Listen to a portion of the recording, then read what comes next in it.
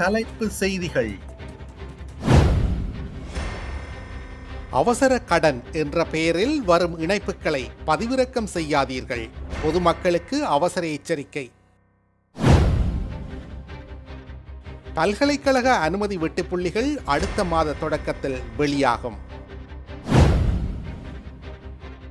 தமிழ் அரசியல் கைதிகளின் உயிருக்கு அச்சுறுத்தல், கனடா கோரிக்கை. வெளிவடக்கு மக்களின் 12வது வாரமாக தொடர் போராட்டம். இந்தியாவின் புகழ்பெற்ற பின்னணி பாடகி எஸ் ஜானகி காலமானார். விரிவான செய்திகள். அவசர கடன் வழங்குவதாக வரும் செய்திகளை நம்பி ஏமாற வேண்டாம் என்றும், அத்தகைய செய்திகள் மூலம் பகிரப்படும் இணைப்புகளை பதிவிறக்கம் செய்ய வேண்டாம் என்றும் இலங்கை கணினி அவசர தயார் நிலை குழு பொதுமக்களிடம் கோரியுள்ளது. யாராவது அல்லது ஏதேனும் நிறுவனம் தனது தனிப்பட்ட தகவல்களை பெற்றுள்ள சந்தேகம் ஏற்பட்டால் 101 என்ற இலக்கத்திற்கு அழைத்து அது குறித்து அறிவிக்குமாறும் அந்த குழு அறிவுறுத்தியுள்ளது. சமூக வலைதளங்களில் தற்போது அவசர கடன்களை பெற்றுக்கொள்ளலாம் என பல செய்திகள் பகிரப்பட்டு வருகின்றன. இந்த செய்திகளில் சில நிறுவனங்கள் 5000 முதல் 1,50,000 ரூபாய் வரையிலும், வேறு சில நிறுவனங்கள் 5 லட்சம் ரூபாய் வரையிலும் கடன் வழங்க தயார் என தெரிவிக்கின்றன. ஆவணங்கள் அல்லது பிணையாளர்கள் தேவையில்லை என்பது இவர்களின் முக்கிய கவர்ச்சியாக உள்ளது. இந்த மோசடி நிறுவனங்களின் உண்மையான நோக்கம் பொதுமக்களின் தனிப்பட்ட தகவல்களை திருடுவதாகும். கடன் விண்ணப்பிப்பவர்களுக்கு அனுப்பப்படும் இணைப்பை கிளிக் செய்யுமாறு அவர்கள் பணிக்கின்றனர்.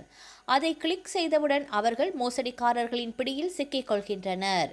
இந்த இணைப்பின் மூலம் ரிமோட் அட்மினிஸ்ட்ரேட்டிவ் டூல் எனப்படும் மென்பொருள் பயனரின் கைபேசிக்குள் நுழைகிறது. இது கைபேசியின் கட்டுப்பாட்டை மோசடிக்காரர்களிடம் ஒப்படைத்து விடுகின்றது. இதன் மூலம் கைபேசியில் உள்ள புகைப்படங்கள், ஆவணங்கள், நண்பர்களின் தகவல்கள் மற்றும் தொலைபேசி எண்கள் அனைத்தையும் அவர்களால் அணுக முடியும். குறிப்பாக .apk கோப்புகளை பதிவிறக்கினால் நிலைமை இன்னும் மோசமாகிவிடும். முதலில் சிறிய கடன் தொகையை வழங்கி பின்னர் அதனை திருப்பி செலுத்த முடியாத அளவுக்கு பெரிய கடனாக மாற்றி வட்டி மற்றும் நிபந்தனைகளை தீவிரப்படுத்துவதன் மூலம் பொதுமக்களை இவர்கள் அச்சுறுத்துகின்றனர். நிபந்தனைகளை நிறைவேற்றாதவர்கள் பல்வேறு துன்புறுத்தல்களுக்கு உள்ளாக்கப்படுவதுடன் தங்களின் நண்பர்கள் முன்னிலையில் கடன் பெற்று சிக்கலில் சிக்கியவர்களாக காட்டப்படுகின்றனர். இலகுவாக கடன் பெற சென்று இறுதியில் கையில் இருக்கும் பணத்தையும் இழக்க நேரிடும் என எச்சரிக்கப்பட்டுள்ளது. அண்மையில் நடந்து முடிந்த காப்போத்த உயர்தர பரீட்சை முடிவுகளின் அடிப்படையிலான பல்கலைக்கழக அனுமதி வெட்டுப்புள்ளிகள் அடுத்த மாதம் முதல் வாரத்தில் வெளியிடப்பட உள்ளதாக பல்கலைக்கழக மானியங்கள் ஆணைக்குழு அறிவித்துள்ளது.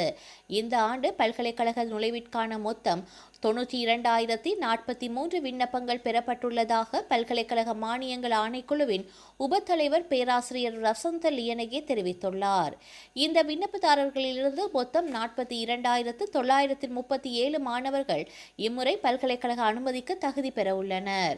அத்துடன் பல்கலைக்கழக பாடத்திட்டத்தில் பல புதிய பட்டப்படிப்புகளை அறிமுகப்படுத்தவும் பல்கலைக்கழக மானியங்கள் ஆணைக்குழு திட்டமிட்டுள்ளது.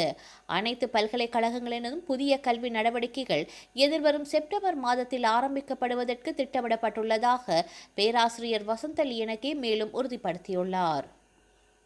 தமிழ் அரசியல் கைதிகளின் பாதுகாப்பை உறுதி செய்யுமாறு இலங்கை அரசாங்கத்திடம் கனடா டொரண்டோ நீதி மற்றும் சமத்துவத்திற்கான கனடியர்கள் அமைப்பு கோரிக்கை விடுத்துள்ளது. அந்த அமைப்பின் பிரதிநிதியான ரோய் சமாதானம் வெளியிட்டுள்ள அறிக்கையில், இலங்கையில் ஏற்பட்டுள்ள சிறைச்சாலை நெருக்கடி காரணமாக மெகசின், போகாம்பரை மற்றும் கொழும்பு, விளக்கமறியல் உள்ளிட்ட சிறைச்சாலைகளில் தடுத்து வைக்கப்பட்டுள்ள தமிழ் அரசியல் கைதிகளின் உயிருக்கு அச்சுறுத்தல் ஏற்பட்டுள்ளது. நாட்டின் சிறைச்சாலைகள் சுமார் 10,000 கைதிகளை மட்டுமே தங்க வைக்கும் வசதியை கொண்டிருந்தாலும் தற்போது சுமார் 40,000 பேர் வரை சிறை வைக்கப்பட்டுள்ளதால் கடுமையான நெரிசல் நிலவுகின்றது. 1983 ஆண்டு வெலிக்கடை சிறைச்சாலை படுகொலை மற்றும் 2000 ஆண்டு பிந்துனுவெல படுகொலை போன்ற சம்பவங்கள் உட்பட சிறைச்சாலைகளில் வன்முறையான சூழல் உருவாகும் போதெல்லாம் தமிழ் அரசியல் கைதிகள் அதிக ஆபத்தை எதிர்கொள்கின்றனர்.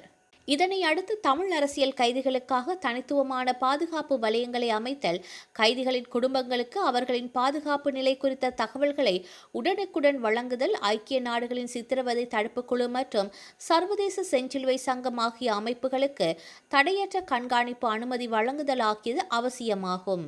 மேலும் பயங்கரவாத தடை சட்டத்தின் கீழ் நீண்ட காலமாக விசாரணையின்றி தடுத்து வைக்கப்பட்டுள்ள தமிழ் அரசியல் கைதிகளை நிபந்தனையின்றி விடுதலை செய்ய ஜனாதிபதி தனது நிறைவேற்று அதிகாரத்தை பயன்படுத்த வேண்டும் என்றும் வலியுறுத்தியுள்ளது.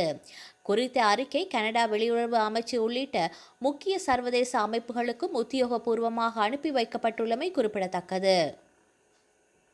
யாழ்ப்பாணம், வலிகாமம் வடக்கு பகுதிகளில் உயர் பாதுகாப்பு வலயங்களாக தடுத்து வைக்கப்பட்டுள்ள தமது சொந்த காணிகளை விடுவிக்க கோரி காணி உரிமையாளர்கள் வெள்ளிக்கிழமை 12வது வாரமாகவும் அமைதியான முறையில் போராட்டத்தை முன்னெடுத்தனர்.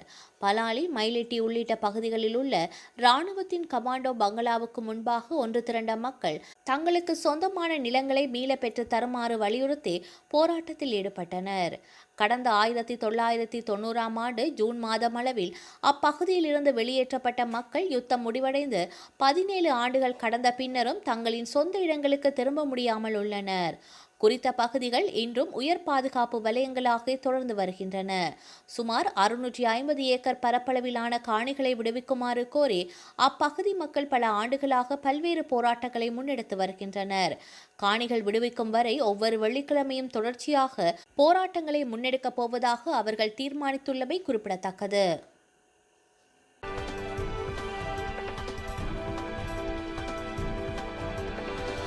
இந்தியாவின் தலைசிறந்த பின்னணி பாடகியான எஸ். ஜானகி அம்மா வயது மூப்பு காரணமாக நேற்று காலமானதாக அவரது உறவினர்கள் தெரிவித்துள்ளனர். 88 வயதான இவர் 40,000க்கும் மேற்பட்ட பாடல்களை பாடியுள்ளார். தனது காந்த குரலால் ரசிகர்களை வெகுவாக கவர்ந்தவர். தமிழ் சினிமாவில் MS விஸ்வநாதன், இளையராஜா, AR ரகுமான் உள்ளிட்ட பல்வேறு இசையமைப்பாளர்கள் இசையில் ஆயிரக்கணக்கான பாடல்களை பாடியுள்ளார். இவர் 4 முறை தேசிய விருதுகள் பெற்றுள்ளார் என்பது குறிப்பிடத்தக்கது. தமிழ், மலையாளம், தெலுங்கு, ஹிந்தி உட்பட ஏராளமான மொழிகளிலும் இவர் பாடியுள்ளார். வியட்நாமின் தெற்கு பகுதியில் அமைந்துள்ள பிரபலமான சுற்றுலா தலமான குவாத் தீவு உள்ளது. இந்த பகுதியில் 32 இந்திய சுற்றுலா பயணிகள் 4 ஊழியரை ஏற்றி வந்த சுற்றுலா படகு நடுக்கடலில் திடீரென கவிழ்ந்து விபத்தில் சிக்கியுள்ளது. தகவல் அறிந்து வியட்நாமில் உள்ள இந்திய தூதரகம் உள்ளூர் நிர்வாகத்தை தொடர்பு கொண்டு நிலைமையை தீவிரமாக கண்காணித்து வருகின்றது. விபத்து குறித்து அறிந்ததும் உள்ளூர் மீட்புக்குழு அதிகாரிகளும் கடலோர காவல் படையினரும் அங்கு விரைந்து சென்று மீட்பு பணிகளை முடிக்கவிட்டனர். இந்நிலையில் வியட்நாம் படகு விபத்தில் சிக்கி 8 தமிழர்கள் உட்பட 15 இந்தியர்கள் உயிரிழந்துள்ளனர் என உள்ளூர் செய்தி நிறுவனங்கள் தெரிவித்துள்ளன. இதில் பழனியை சேர்ந்த முருகப்பிரபு, ஸ்ரீரங்கத்தை சேர்ந்த இருவரும் அடங்குவர். சிறந்த வணிக செயல்பாட்டிற்காக லாவா நிறுவனம் சிலரை சுற்றுலா அழைத்துச் சென்றமை தெரிய வந்துள்ளது.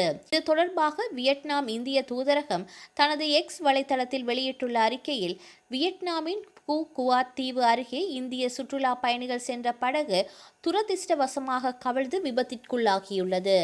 மீட்பு பணிகள் தீவிரமாக நடைபெற்று வருகின்றன. விபத்திற்கான காரணம் மற்றும் பயணிகளின் நிலவரங்கள் குறித்து ஆராய்ந்து வருகின்றோம் என தெரிவிக்கப்பட்டுள்ளது. தாய்லாந்து நாட்டின் வடகிழக்கு பகுதியில் அமைந்துள்ள கலாசின் மாகாணத்தில் சுமார் 15 கோடி ஆண்டுகள் பழமையான புதிய வகை மாபெரும் டைனோசர் இனம் ஒன்றின் புதை வடிவத்தை தொல்பொருள் ஆராய்ச்சியாளர்கள் கண்டறிந்துள்ளனர். இந்த புதிய இனத்திற்கு யுராகாசரஸ் கலாசினென்சிஸ் என பெயரிடப்பட்டுள்ளது. கடந்த மே மாதம் தென்கிழக்கு ஆசியாவின் மிகப்பெரிய டைனோசரஸான நாகா டைட்டன் கண்டறியப்பட்டதை தொடர்ந்து இந்த ஆண்டின் 2வது முக்கிய கண்டுபிடிப்பாக இது பார்க்கப்படுகின்றது. பொதுவாக ஒரு புதிய டைனோசர் இனத்தை உறுதி செய்ய பல எலும்புகள் தேவைப்படும். ஆனால் இந்த முறை சயின்டிஃபிக் ரிப்போர்ட்ஸ் என்ற அறிவியல் இதழில் வெளியான ஆய்வறிக்கையின்படி டைனோசரஸின் கழுத்துக்கு பின்புறம் இருக்கும் ஒரே ஒரு முதுகுத்தண்டு எலும்பை வைத்து இந்த புதிய இனம் கண்டறியப்பட்டுள்ளது. அந்த எலும்பின் உள்ள தனித்துவமான வைவடிவ அமைப்பும் அதன் காற்று அறைகளும் இதுவரை உலகில் கண்டறியப்பட்ட எந்த டைனோசரஸ் எலும்புடனும் ஒத்துப்போகவில்லை என்பதால் இது புதிய இனம் என விஞ்ஞானிகள் உறுதி செய்துள்ளனர். இந்த டைனோசரஸின் நீண்ட கழுத்தை குறிக்கும் வகையில் சமஸ்கிருத சொல்லான யுராக்கா, அதாவது பாம்பு, சர்ப்பம் மற்றும் கிரேக்க சொல்லான சாரஸ் ஆகியவற்றை இணைத்து யுரா காசரஸ் என பெயரிடப்பட்டுள்ளது. வரலாற்றில் இன்று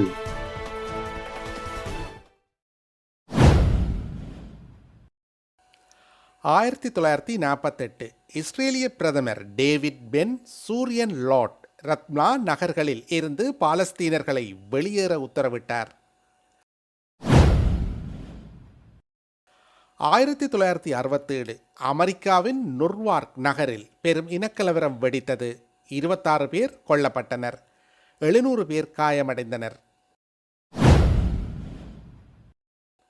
2007 வவுனியாவில் இலங்கை வான்படையின் கிபிர் வானூர்தி சுட்டு வீழ்த்தப்பட்டது.